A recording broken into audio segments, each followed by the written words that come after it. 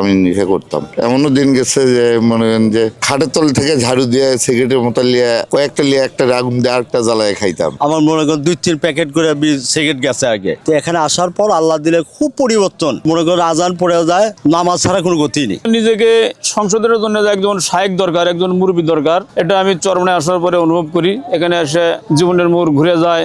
এই চরমনার তরিকা পালন করে যেটা আমি মৃত্যুবরণ করতে পারি, এইটা আমার কাছে আশা। আসসালামু আলাইকুম সুপ্রিয় দর্শক, আপনারা দেখছেন আল হেরাত জেটিভির সঙ্গে রয়েছে আমি হুসাইন মাহমুদ। এই মুহূর্তে আমরা রয়েছি পৃথিবীর তৃতীয় বৃহত্তম ইসলামী মাহফিল, যেটি কীর্তনখোলা নদীর পাড়ে চরমনাইয়ের প্রতি বছর বাৎসরিক মাহফিল হয়।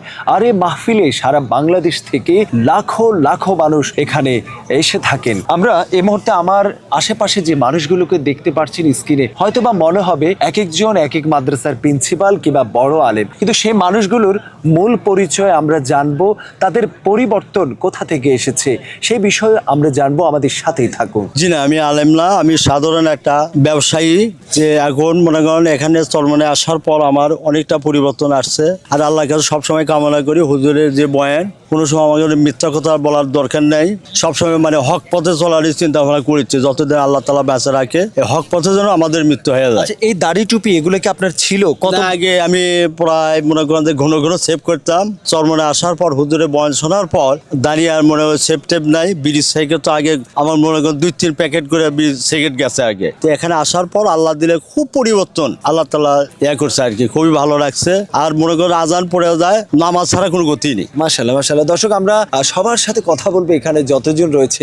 আসলে যে বিষয়টি আমরা বলেছি, তাদের দাড়ি এবং লেবাসে মনে হচ্ছে অনেক বড় আলেম, কিন্তু অনেকে কিন্তু কখনো পাঞ্জাবি টুপি কিংবা দাড়িও মুখে ছিল না। সেই মানুষগুলোর পরিবর্তন একমাত্র চরমনাইয়ের মাহফিলে আসার কারণে। না, কোনো মাদ্রাসা প্রিন্সিপালও না, ওস্তাদও না, আমি সাধারণ একটা ব্যবসায়িক আর কি। জি, আপনার এই পরিবর্তন কিভাবে হয়েছে একটু বলুন। চরমনায় আসছিলাম, আসার পর এখানে 3.5 দিন বয়ান শোনার পর আমার জীবনের মোড় পাল্টে গেছে।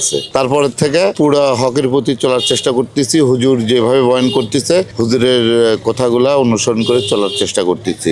এবং এই দাড়ি ছিল না, টুপি না, পাঞ্জাবি? আমি নেশা করতাম।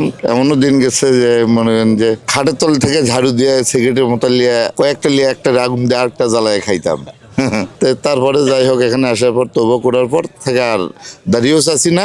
আর দাড়ি চাচার টাকা প্রতি হুজুর বলছে যে দাড়ি চাচার টাকা এই 15 টাকা 10 টাকা যা হয় এটা কৌটোর মধ্যে দিও, মসজিদের কৌটোর মধ্যে জুমার দিনে। তা আমি ওই সেই নিয়মেই চলতেছি আর কি। দাড়ি চাচার টাকা আর লাভিতে ঘরে যায় না। এখন চাওয়া পাওয়া কি আপনার এখানে আসা? এখানে চাওয়া পাওয়া আর কি, এখানে একমাত্র আশা হচ্ছে যে আল্লাহকে রাজি খুশি করার জন্য। আপনার এই পরিবর্তন কিভাবে হয়েছে একটু সংক্ষিপ্ত? আমি আসলে চরমনায় আসার আগে থেকেই নামাজ পড়া শুরু করেছিলাম। তখন লেবাস ছিল না, দাড়ি ছিল। তো আসলে আমরা ইসলাম মানে বুঝতাম যে হয়তো নামাজ পড়লেই হলো বা কোনো মতো হলেই হলো, এখানে বাড়ি থেকে আল্লাহ আল্লাহ করলেই চলে। কিন্তু আসলে নিজেকে সংসদের জন্য একজন শায়েক দরকার, একজন মুরব্বী দরকার, এটা আমি চরমনায় আসার পরে অনুভব করি। এখানে এসে জীবনের মোড় ঘুরে যায়। আসলে বুঝে আসে যে আসলে আমরা অনেকটা ভুল বা গলত পথেই ছিলাম। যে এখানে আসলে লাখো লাখো মুমিনের সাথে একই সাথে জামাতে নামাজ পড়া, একই সাথে ওঠা বসা, সোহবতে আমার ভিতরে কি আমলের ঘাটতি আছে আর একজনের দেখা দিকে একটা অভ্যাস হয়ে যায়। এরকম গভীর রাত্রে উঠে তাহাজ্জুদের সময় উঠে একজন কান্নাকাটি করতেছে, এমনটি দেখে নিজের ভিতরে একটা আগ্রহ তৈরি হয়। নিজের গুনার কথা স্মরণ হয়, এরকম আল্লাহর কাছে এরকম ধন্যবাদ দেওয়ার একটা মাধ্যম তৈরি হয়। এক কথায় এখানে আসলে নিজের আমিত্বকে মিটা দিয়ে একবারে খালেজ দিলে যাতে আমরা দুনিয়াতে চলতে পারি এবং আখিরাতের যাতে মুক্তি লাভের পথ খুঁজে পেতে পারি, এটা একটা মাধ্যম, বিশাল একটা মাধ্যম। কুল্লু নাফসিন যায়কাতুল মাউত, প্রত্যেকটি প্রাণীকে মৃত্যুর স্বাদ গ্রহণ করতে হবে। সেই মৃত্যুর কথা ভেবে, কি হবে মরার পরে সেই কথা ভেবে কিন্তু চরমনাইয়ের মাঠে সারা রাত কিন্তু জিকির, কেউ ঘুমাচ্ছেন, কেউ জিকির করছেন, কেউ নামাজ পড়ছেন এবং কেউ বা ঘুম থেকে উঠে তারা তাহাজ্জুদে নামাজে ব্যস্ত হয়ে পড়ছেন। এই মানুষগুলোর টোটাল যে চাওয়া পাওয়া কি? এই যে দাড়ি পাকা একজন মুরব্বী এত রাত বসে আছেন মাঠে, কেউ বা পিছনে জিকির করছেন, তো টোটাল ওনার কাছে যে ওনার পরিবর্তনটা কিভাবে হয়েছে সেই বিষয়ে আমরা জানবো। আমরা 2024 সালে আমি হজে গেছিলাম, যাওয়ার পরও আমার মন ঠিক নেই। তারপরেও আমি আসলাম বরিশালে, এটাই আমার সর্বপ্রথম।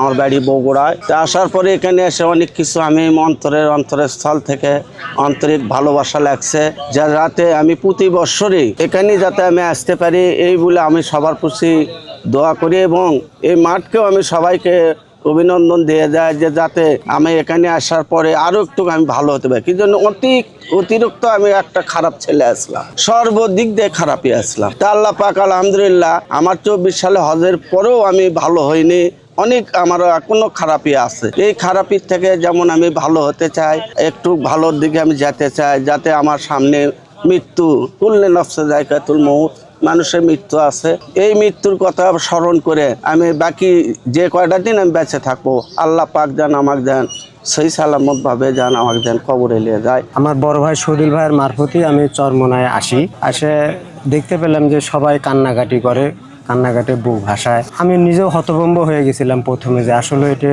কেমন, অনেক অলি আল্লাহর দরবারে গেছি কিন্তু এরকম না। আত্মশুদ্ধির জন্য চরমোনাই তরিকা এক অন্যরকম তরিকা, এখানে আসলে পারে মানুষের মনে বুঝ আসে, এই মনে করি আমি বারবার আসি যে না এখানে গেলে পারে আমার কলবের চিকিৎসা হবে এবং বাড়িতে যা আত্মীয় স্বজনের সাথে ভালো ব্যবহার যাতে করতে পারি, বাবা মার সাথে যাতে ভালো ব্যবহার করতে পারি এবং আল্লাহর আশীর্বাদে আমি এখনো ভালোই আছি। আমি যেন এই চরমোনার তরিকা পালন করে যেটা আমি মৃত্যুবরণ করতে পারি, এইটা আমার কাছে আশা। ইমানের পথে অবিচল থেকে আমার মরণ যেন হয়। দর্শক, এই মাঠে যারা এসে থাকেন বাংলাদেশের বিভিন্ন জায়গা থেকে, তাদের একটাই কিন্তু চাওয়া পাওয়া, সেই চাওয়া পাওয়াই নিয়েই কিন্তু তারা এই মাঠে এসে থাকে। সেই বিষয়গুলো কিন্তু আপনারা জেনেছেন, দুনিয়ার কোনো মায়া নয়, শুধুমাত্র উপরওয়ালার জন্যই, এবং সেই মরার পরে কি হবে সেগুলো বিবেচনায় করে কিন্তু এই মাঠে সবাই এসে থাকেন। দর্শক, আবারও অন্য কোনো অনুষ্ঠানে দেখা হবে। সে পর্যন্ত আল্লাহ রাব্বুল আলামিন আপনাদেরকে ভালো রাখুক, সুস্থ রাখুক। আল্লাহ হাফিজ।